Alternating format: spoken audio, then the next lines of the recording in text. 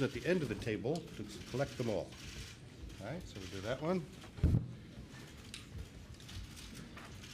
I am assured that adds up to 430 aircraft with a list price of $49.5 billion US dollars.